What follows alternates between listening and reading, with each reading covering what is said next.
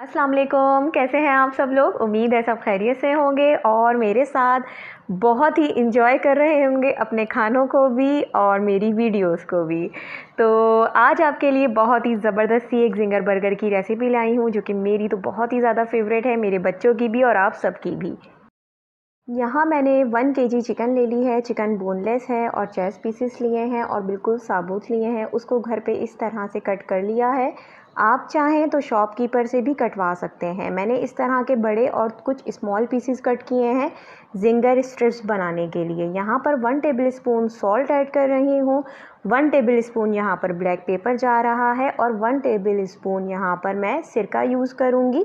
इसकी मैरिनेशन बहुत ज़रूरी है, इससे चिकन आपकी अंदर से सॉफ्ट होगी और जो है वो मतलब इस तरह से बिल्कुल हार्ड सी नहीं होगी जब आप उसको फ्राई करेंगे, ऊपर से क्रिस्पी अंदर से सॉफ्ट। यहाँ पर हमने मैदा ले लेना है 2 कप। इसको ऊपर से जो हमें मतलब कोट करना है ये वो चीज़ है, ठीक है।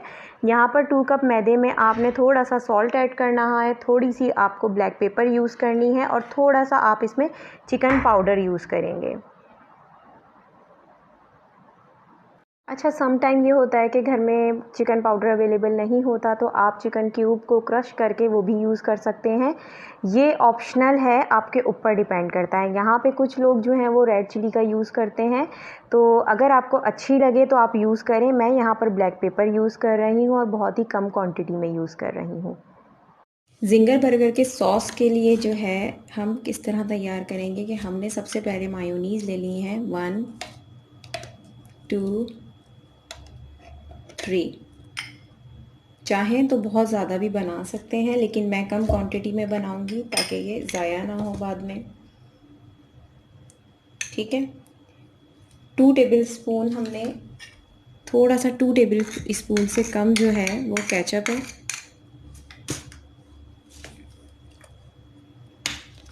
1 टेबल स्पून हमारा मस्टर्ड पेस्ट जा रहा है।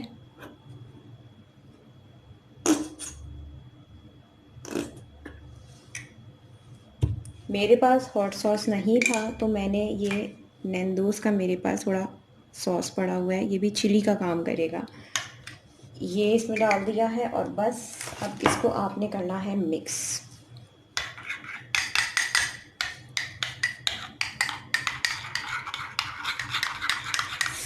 देख सकते हैं आप कितना ज़बरदस्त सा सॉस। इसमें थोड़ा सा आपने सॉल्ट ऐड करना है, थोड़ी सी ब्लैक पेपर।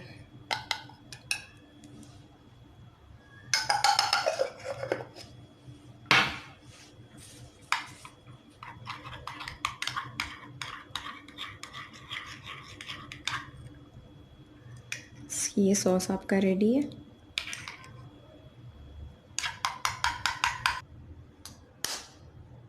चिकन डिप के लिए मैंने यहाँ पर जो है 1 एग ले लिया है, जिसमें चिकन को हम डिप करके और उसके बाद उसकी मैदे में जो है वो कवर करेंगे। तो उसके लिए आपको ये बनाना बहुत ज़रूरी है, इसको बनाना निहायत ही आसान है। एक आपने अंडा ले लेना है और 2 चमचे जो है यानी कि 2 टेबल स्पून आप यहाँ पर मिल्क ऐड करेंगे और इसको अच्छी तरह से आपने फेंटना है।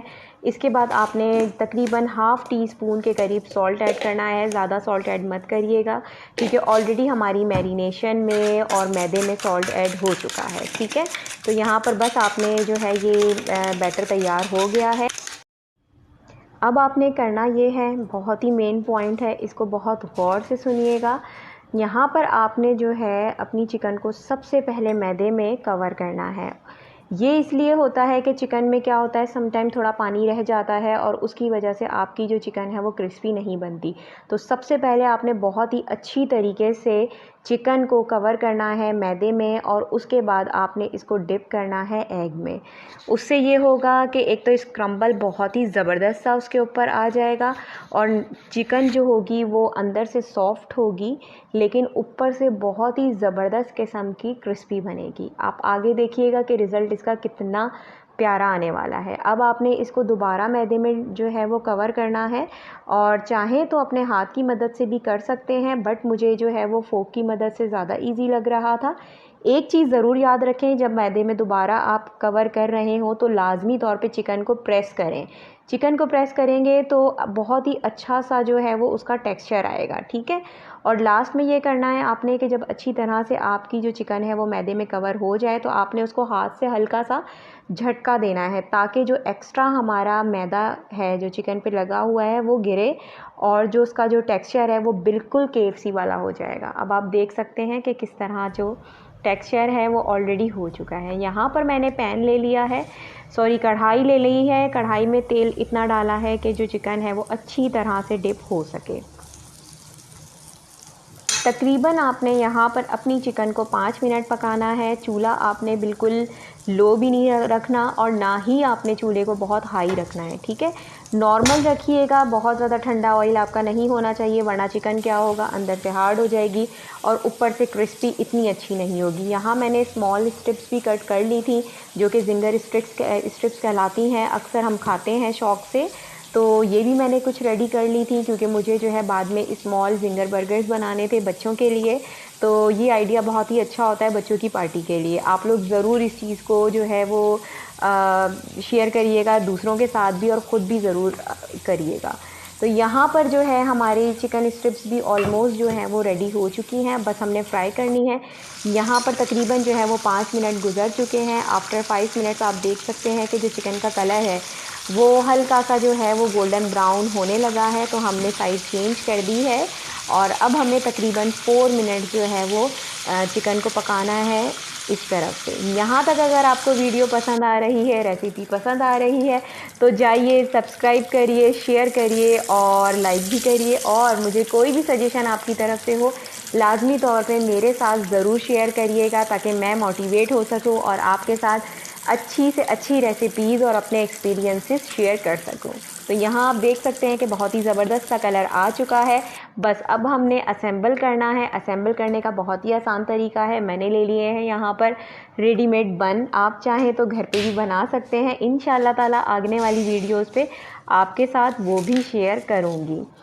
तो यहाँ पर सैलेड लीव्स हैं। सैलेड लीव की आप जो है केचप के ऊपर इसलिए सबसे लास्ट में केचप लगाया है, ताकि जो हमारे लीव्स हैं वो स्टिक हो सकें। और उसके बाद आपने चिकन अपनी रख देनी है।